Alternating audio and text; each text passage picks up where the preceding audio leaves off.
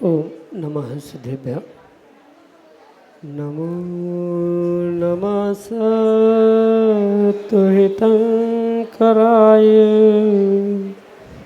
वीराय भव्याम्बुजभास्कराय अनंतलोकाय सुरार्चिताय देवादिदेवाय नमो जिनाय देवादिदेवाय नमो जिनाय। पंच प्रविष्टि भगवान की परम पूज्य आचार्य भगवंत गुरुवर विशुद्ध सागर जी महाराज की, परम पूज्य मुनि श्री सुप्रभ सागर जी महाराज की,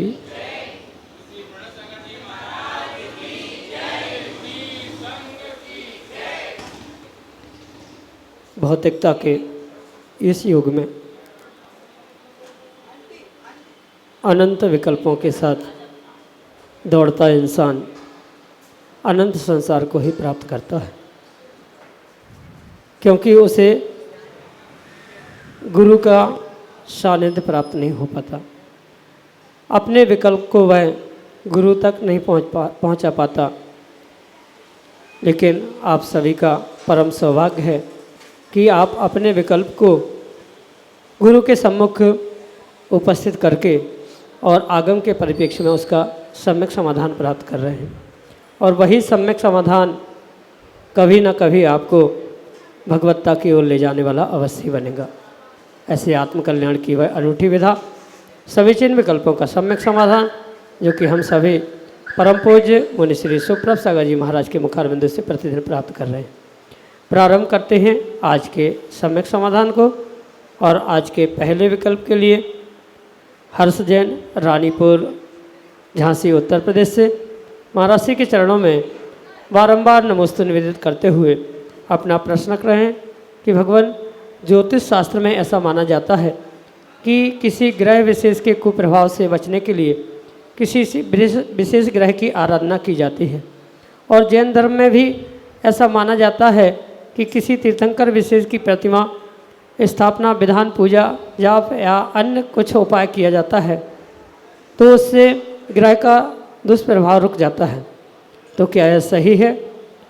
और इसमें ऐसा करने से क्या अन्य तीर्थंकर की आसाधना नहीं होती? एवं क्या ये गृहित मिथ्यात्व का भी कारण है? हमारे समीचीन विकल्प का सम्यक समाधान करने की अनुकंपा करें। नमोस्तु महाराज जी, नमोस्तु। ओम नमः सिद्धम। परम पूज्य आचार्य भगवान गुरुवर विशुद्ध सागर जी महाराज की, परम पूज्य मुनि श्री सुप्रभ सागर जी महाराज की।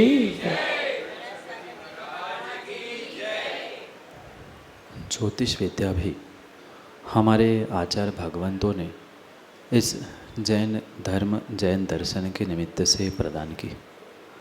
और चाहे जैन विद्या के अनुसार ज्योतिष हो या अन्य दर्शनों की अपेक्षा से ज्योतिष विद्या, वहाँ ये अवश्य समझना होगा कि ये ज्योतिष कुछ अंशों में जीवों के लिए प्रभावशाली हो सकता है, पर सर्वथा ग्रहों के दुष्परिणाम या ग्रहों के ही उस अच्छे बुरे होने से ही जीव का, व्यक्ति का अच्छा बुरा हो जरूरी नहीं है।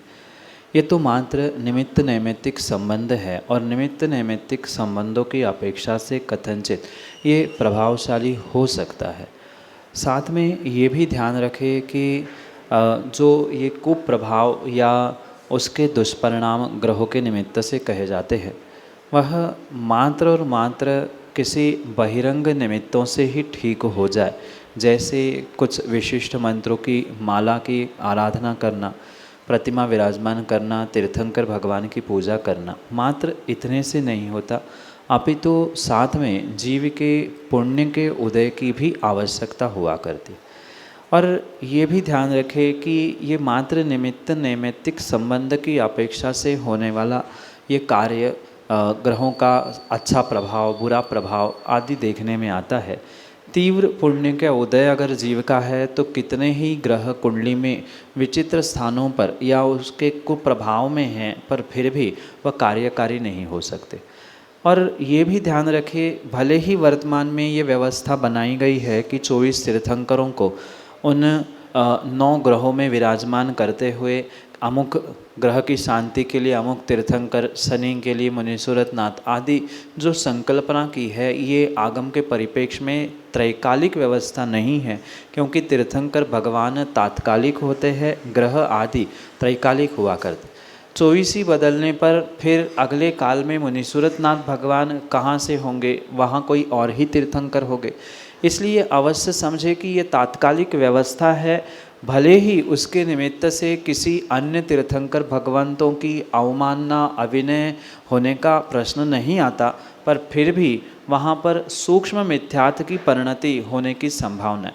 ग्रहित मिथ्यात्व बिल्कुल भी वहाँ पर नहीं है, पर सूक्ष्म मिथ्यात्व वहाँ पर होने की संभावना है, जो अन्यत्र स्थान से निकलकर अगर इसमें ही उलझ के रह गया कि मुनीश्वरत नाथ भगवान की ही प्रतिमा रखने से या उनकी आराधना करने से शनि ग्रह ठीक हो रहा है, या अन्य किसी ऐसे ग्रहों से तीर्थंकरों को जोड़ते हुए हर कार्य वह करने का विचार करता है, तो नियम से वह अपने जीवन में सूक्ष्म मिथ्यात्व को आने वाले समय में प्राप्त कर सकता है। इसलिए वास्तविकता तो यही है कि 24 तीर्थंकर किसी भी प्रकार से एक दूसरे से कम नहीं हैं, सभी की शक्ति, सभी के गुण समान हैं। आप जिस चाहे तीर्थंकर को मन की शुद्धि के साथ, मंगल भावों के साथ आराध्य बनाकर उसकी पूजा, उसके जाप आदि करने का प्रयास करें। आपके संकट, आपके ग्रहों के दुष्परिणाम ठीक होने की पूर्ण रूप से संभावना है। ये मात्र और मात्र निमित्त नैमित्तिक संबंध की अपेक्षा से कहा जाता है कि इन ग्रहों की ऐसी विशुद्धि या अशुद्धि, कुदृष्टि आदि से कार्य हो रहा है। पर यह अवश्य समझे, आप 24 तीर्थंकरों में से किसी भी तीर्थंकर भगवान की प्रतिमा विराजमान करना, किसी भी तीर्थंकर की माला का जाप कर लेना, तो भी आपका पुण्य अगर विशुद्ध भावों से बढ़ा है, तो आप उस सर्वोत्कृष्ट कार्य को प्राप्त करते हुए अपने जीवों में उन ग्रहों की कुदृष्टि, दुष्परिणाम आदि आदि सबको ठीक करने की शक्ति रखते हो। इसलिए भावों की विशुद्धि के साथ इन ज्योतिष विद्या आदि के निमित्त से प्राप्त हुए जो तथाकथित कुछ वर्तमान के ये दृष्टांत या हमें कारण मिलते हैं, उनसे बचते हुए अपने आप को सूक्ष्म मिथ्यात्व से भी बचाने का प्रयास करें। यही आपके लिए सम्यक समाधान। पंडित जिनेंद्र कुमार जैन, उज्जैन, मध्य प्रदेश से अगले समीचीन विकल्प के लिए। गुरुद्वय के चरणों में नमोस्तु नमोस्तु नमोस्तु। भगवान, ये जो प्रश्न मैं पूछ रहा हूँ, ये मेरा प्रश्न नहीं है, स्थानीय ऋषिनगर उज्जैन की महिला का है, जो मेरे माध्यम से पूछ रही हैं। सामायिक के संदर्भ में, सामायिक में दिग्वंदना कितनी बार करना चाहिए और कैसे करना चाहिए। साथ ही इसमें एक ऐसा संयोग भी मिलता है कि दिग्वंदना जो है चारों ओर घूम के भी की जाती है। चारों तरफ के जितने भी कृत्रिम चैत्यालय वगैरह हैं, नवदेवता वगैरह हैं, उन सब की नमस्कार करके। तो ऐसी स्थिति आती है जब एकांत में कहीं की जाती है तो चारों ओर घूम के कर लेते हैं कोई बिना विकल्प के। परंतु जब प्रतिमा सामने हो और हम सामने यदि सामायिक कर रहे हैं तो उस समय हमें चारों तरफ घूम के ये दिग्वंदना करना चाहिए या नहीं करना चाहिए, इसका क्या उचित इसमें सम्यक है व्यवस्था, तो हमें जो मेरा कृपया सम्यक समाधान करने की कृपा करें। नमोस्तु महाराज जी। दिग्वंदना सामायिक के पूर्व और सामायिक के उपरांत दोनों समय करना परम आवश्यक है, क्योंकि सामायिक में ये संकल्प करके श्रावक बैठता है कि मैं जब तक सामाई कर रहा हूँ तब तक पांचों प्रकार के पापों का त्याग करता हूँ, तो उसकी मर्यादा के रूप में वह चारों दिशाओं में उन 9 देवताओं को नमस्कार करते हुए दिग्वंदना की जाती। और ये भी आवश्यक है कि वह मात्र एक दिशा में ही वह पूर्ण रूप से दिग्वंदना स्वीकार नहीं है।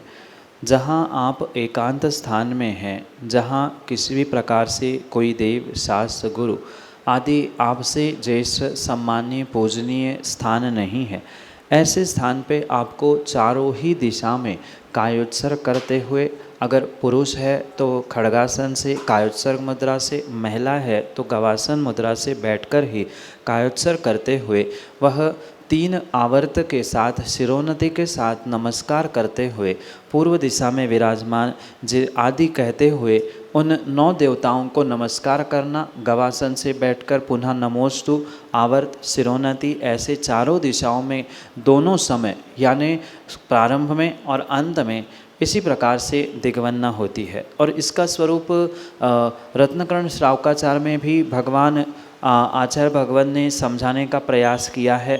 पर विशेष बात यहाँ पर समझने योग्य ये है कि अगर किसी भी स्थिति में आप दिग्वंदना सामायिक सच्चे देवशास्त्र गुरु की सन्निधि में सामने कर रहे हैं, चाहे भगवान की प्रतिमा हो, चाहे साक्षात गुरु विराजमान हो, ऐसे स्थिति में तो बुद्धिपूर्वक आपको जिस दिशा में निर्ग्रंथ मुनिराज या भगवान की प्रतिमा आदि है उन दिशाओं में पीठ करते हुए दिग्वंदना नहीं करनी चाहिए।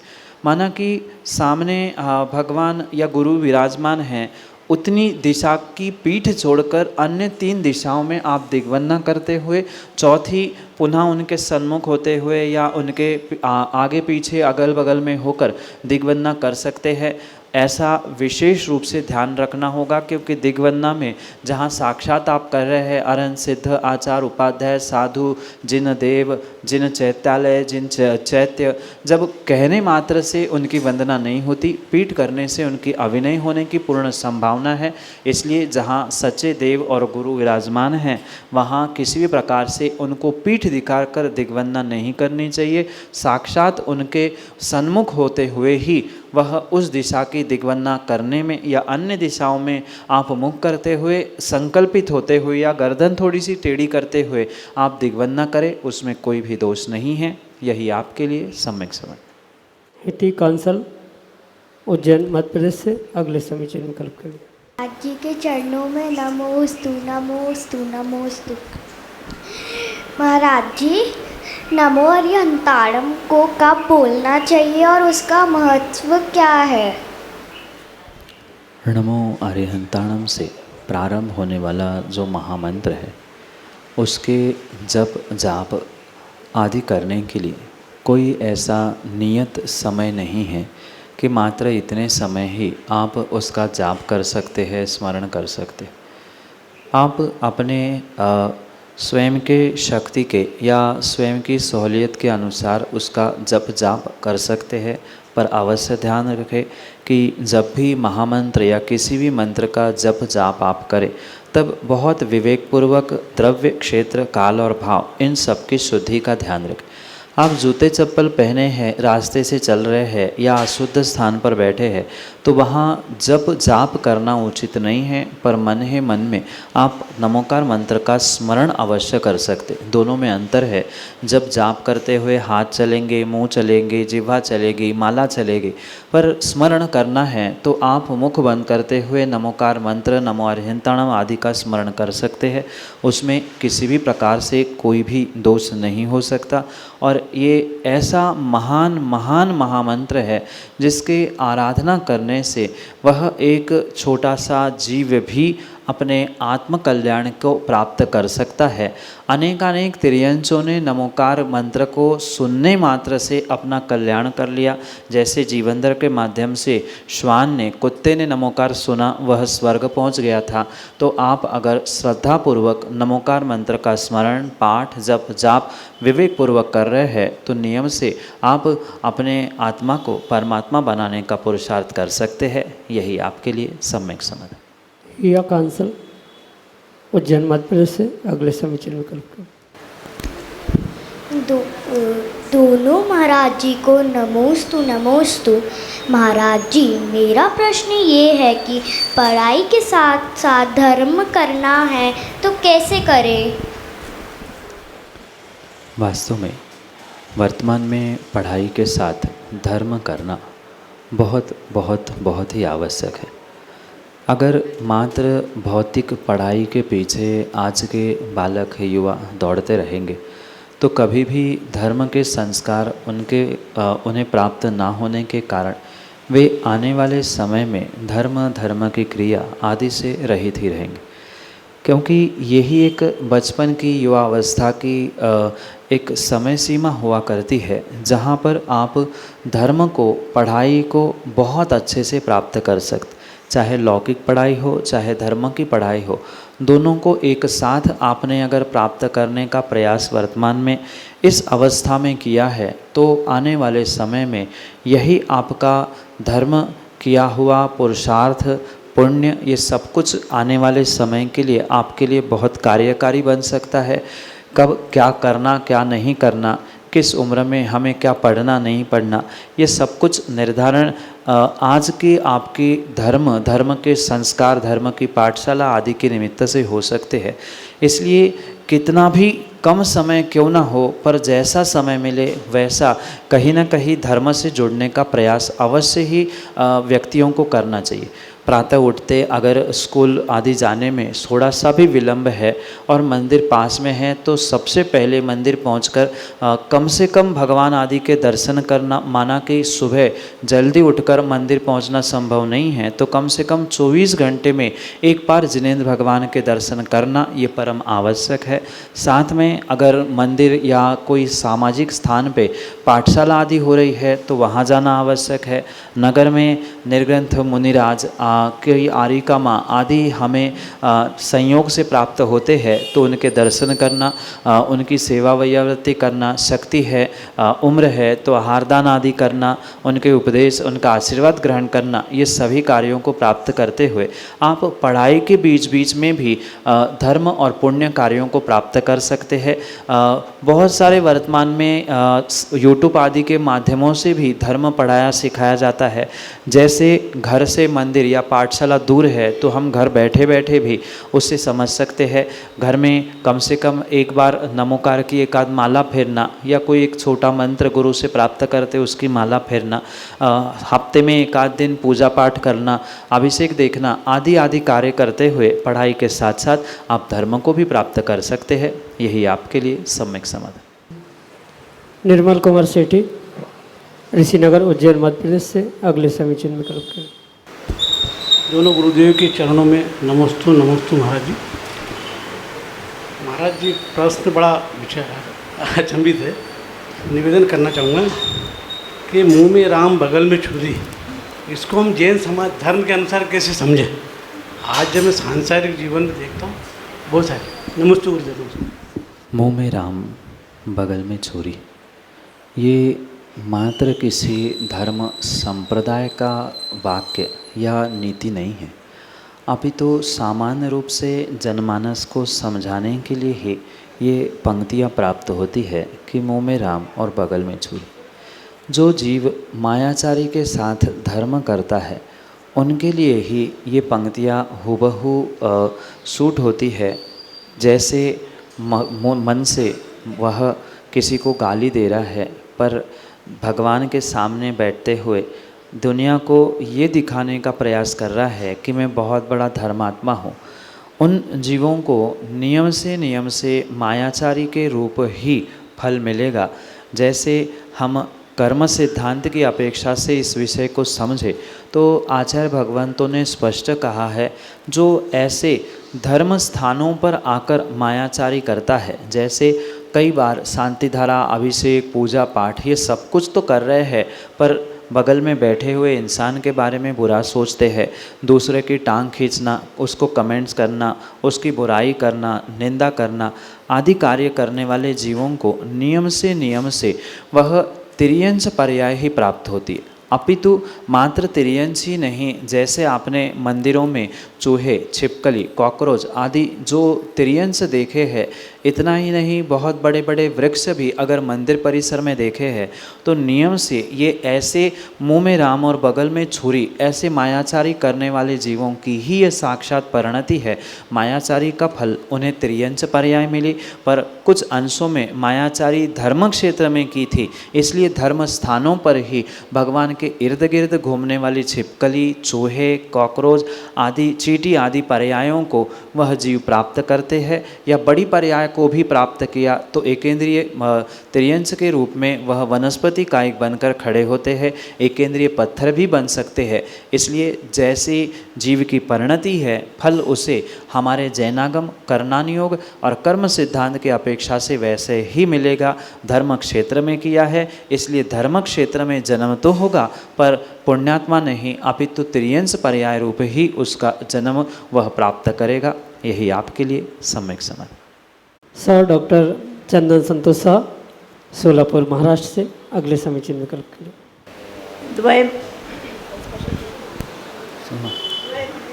चरणों में बारंबार नमोस्तु नमोस्तु नमोस्तु।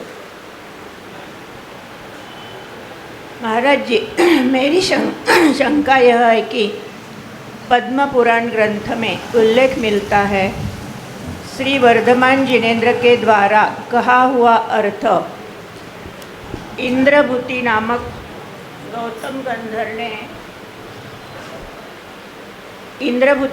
गौतम गंधर को प्राप्त हुआ। फिर धारिणी के पुत्र सुधर्माचार्य को प्राप्त हुआ।